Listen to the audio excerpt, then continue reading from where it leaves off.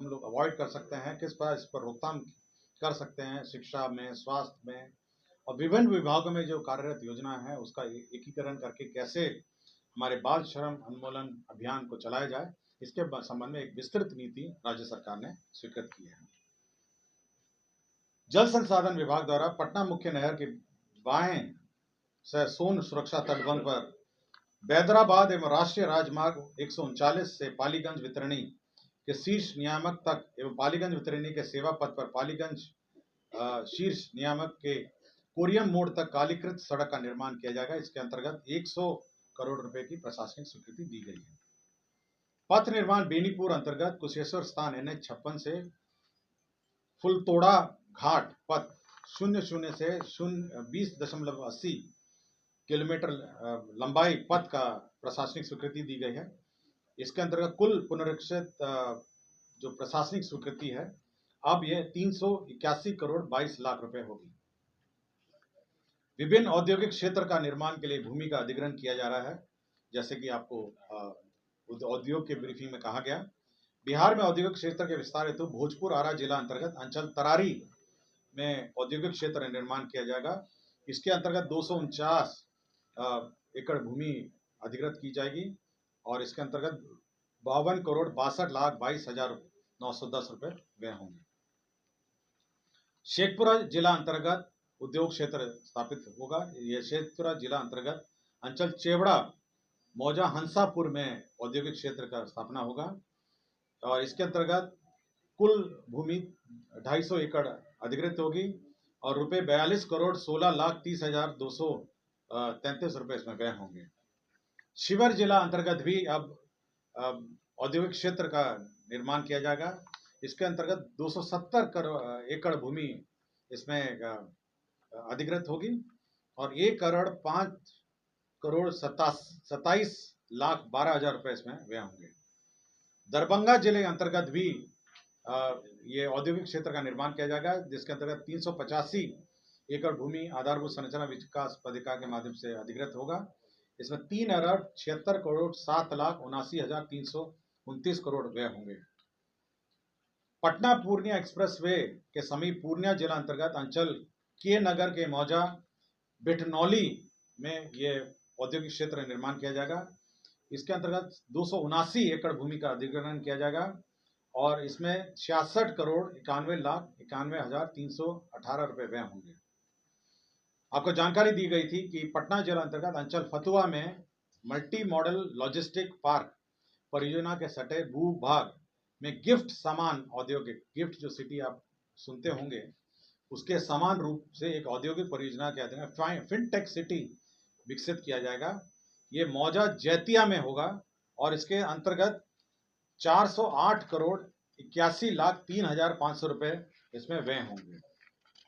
ये fintech city आपके जो मल्टी मॉडल हब है उसके बिल्कुल सटे होगा और इसके अंतर्गत फिनटेक सिटी का निर्माण इसमें किया जाएगा। इसमें जिसमें राज्य में वित्तीय सेवाओं, नवाचार आधारित उद्यमों, उन्नत तकनीक तथा निर्यात उन्मुख उद्योगों को एक ही परिसर में समावेशित कर एक प्रतिस्पर्धा तंत्र तैयार किया जाएगा। तो ये एक बहुत ही हाई एंड फिनटेक सिटी का निर्माण किया जाएगा। ऊर्जा विभाग के अंतर्गत जो हमारे राज्य जल विद्युत निगम हैं उनके 12 वर्तमान 26 एजेंडों पर निर्णय हुआ है। 26 एजेंडा। सबसे महत्वपूर्ण जो निर्णय हुआ है वह है राज्य में नई औद्योगिक नीति की घोषणा की गई है, जिसे बिहार औद्योगिक निवेश प्रोत्साहन पैकेज 2025 के नाम से दिया गया है। यह जो पैकेज है ये माननीय मुख्यमंत्री जी के 15 अगस्त का जो अभिभाषण था गांधी मैदान में, उसके आलोक में ये पैकेज की स्वीकृति दी गई है, जिसमें बहुत सारे जो रियायतें हैं उसको दुगना कर दिया गया है और साथ ही साथ बड़े उद्योग लगाने के लिए निःशुल्क भूमि का भी प्रदान किया गया है। दूसरा एक महत्वपूर्ण निर्णय राज्य सरकार ने लिया है, यह मंत्रिमंडल सचिवालय का सिविल एविएशन डिपार्टमेंट का है।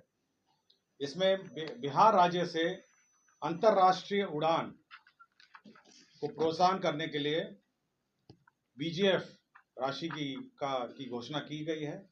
यह बिड के माध्यम से एयरलाइन ऑपरेटर्स को दी जाएगी। इसमें पटना काठमांडू को अधिकतम 5 लाख प्रति राउंड ट्रिप का VGF वायबिलिटी गैप फंडिंग दिया जाएगा। गया शारजा को 10 लाख रुपए प्रति राउंड ट्रिप दिया जाएगा। गया बैंकॉक को 10 लाख रुपए प्रति राउंड ट्रिप दिया जाएगा। गया कोलंबो को 10 लाख रुपए प्रति राउंड ट्रिप दिया जाएगा और गया सिंगापुर को 10 लाख रुपए प्रति राउंड ट्रिप दिया जाएगा। यह इसीलिए ये जो वायबिलिटी गैप फंडिंग है यह इसीलिए दिया जा रहा है ताकि एयरलाइन ऑपरेटर्स को बिहार से जो इंटरनेशनल उड़ान ले जाना होगा या संचालन करना होगा उनकी जो वायबिलिटी है वो ऑप्शन रहे और साथ ही साथ और भी एयरलाइन इस प्रोत्साहन के बाद इस राज्य से इंटरनेशनल विमान उड़ सकेंगे। ये बिड के माध्यम से होगा और ये वायबिलिटी गैप फंडिंग का अधिकतम लिमिट है। समाज कल्याण विभाग एक प्रस्ताव था जिसमें राज्य के दिव्यांग व्यक्तियों के लिए एक नई योजना घोषित की गई है। यह मुख्यमंत्री दिव्यांगजन शक्तिकरण योजना है और ये बिल्कुल अल्पसंख्यक उद्यमी योजना के तर्ज पर ही है। 10 लाख रुपए में 5 लाख रुपए ऋण और 5 लाख रुपए सब्सिडी है और इसमें कुल राशि जो है संचालन के लिए यह इस योजना के 10 करोड़ 25 लाख रुपए इसमें व्यय होंगे। ये बिल्कुल जो अल्पसंख्यक उद्यमी मुख्यमंत्री अल्पसंख्यक उद्यमी योजना है उसी तर्ज पर है। खाद्य एवं उपभोक्ता संरक्षण विभाग का जो हमारे PDS डीलर्स हैं उनके लिए निर्णय नया लिया गया है जिसके अंतर्गत राष्ट्रीय खाद्य सुरक्षा अधिनियम 2013 के तहत डीलर कमीशन को बढ़ा दिया गया है। इसमें आपको जानकारी होगा कि कुल 90 रुपए प्रति क्विंटल डीलर कमीशन निर्धारित थी। अब इसको बढ़ाकर अतिरिक्त डीलर कमीशन 47 रुपए अतिरिक्त इसमें अब दिए जाएंगे। 90 के ऊपर अब 47 रुपए और अतिरिक्त दिया जाएगा। तो इसके अंतर्गत 258 करोड़ इसमें व्यय होंगे। तो 90 रुपए प्रति क्विंटल पहले निर्धारित थी, अब अतिरिक्त डीलर कमीशन के रूप में 47 रुपए प्रति क्विंटल दिया जाएगा। यह मंत्रिपरिषद ने यह निर्णय लिया है। कृषि विभाग का कृषि सलाहकार योजना के अंतर्गत हमारे जो किसान सलाहकार हैं हमारे क्षेत्र में उनका मानदेय अब 13,000 को बढ़ाकर 21,000 कर दिया गया है। तो हमारे किसान सलाहकार जो हैं अब उनका 13,000 बढ़ा के 21,000 कर दिया गया है। इसके अंतर्गत 67 करोड़ 87 लाख 10,000 रुपए इसमें व्यय होंगे।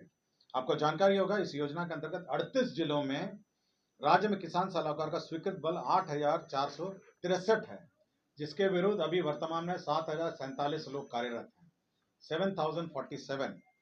अब यह मानदेय जो है 13,000 को बढ़ाकर 21,000 कर दिया गया।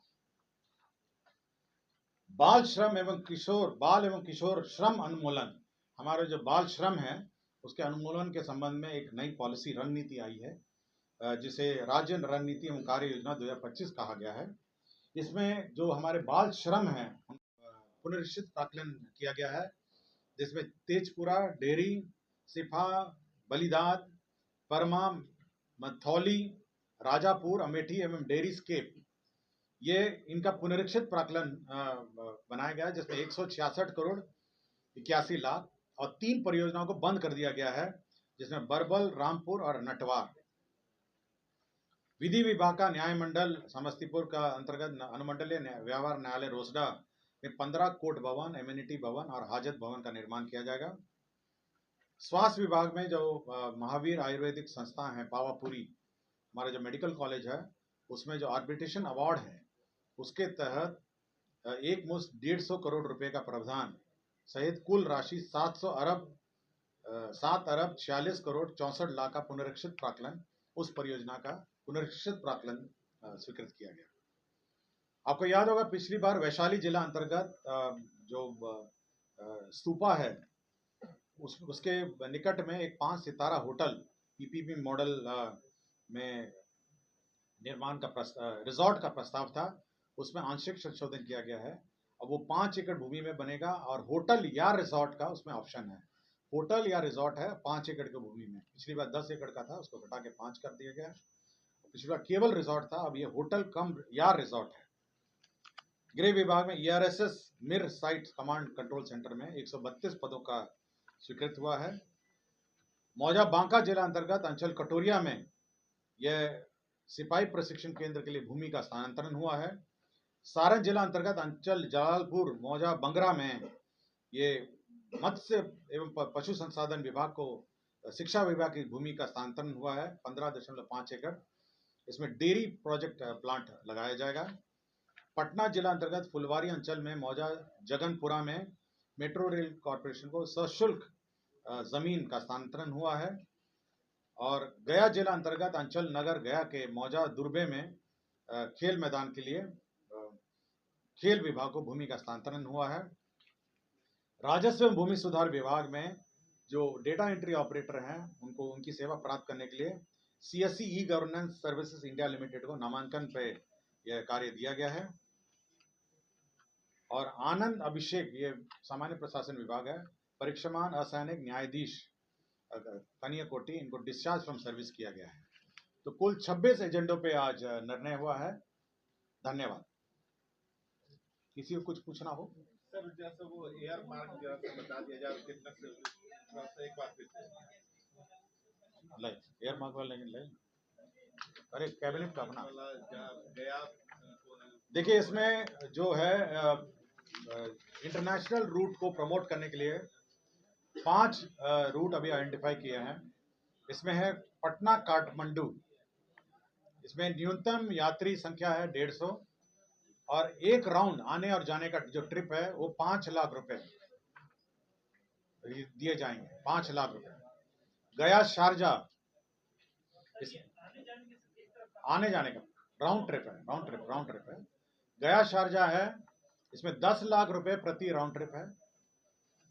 गया बैंकॉक है, इसमें 150 यात्री कम से कम होने चाहिए, 10 लाख रुपए प्रति राउंड ट्रिप है। गया कोलंबो श्रीलंका 10 लाख रुपए प्रति राउंड ट्रिप है। और गया सिंगापुर 10 लाख रुपए प्रति राउंड ट्रिप, मतलब उत्तर दक्षिण पूर्व पश्चिम एक एक जगह है। मतलब छोटा प्लेन नहीं ले जा सकते आप, 150 कम से कम होना चाहिए, बड़ा प्लेन होना चाहिए। वो खाली जाए या मतलब कम से कम नहीं, उसकी सीटें होनी चाहिए, यात्री क्षमता। मतलब ये नहीं कि कोई छोटा का प्लेन ले आए और कहें कि हमको 10 लाख रुपए राउंड ट्रिप दीजिए, मतलब बड़ा प्लेन होना चाहिए। क्लियर हो गया हमको? इसमें कुछ और पूछना है? मतलब उत्तर में नेपाल, दक्षिण में सिंगापुर,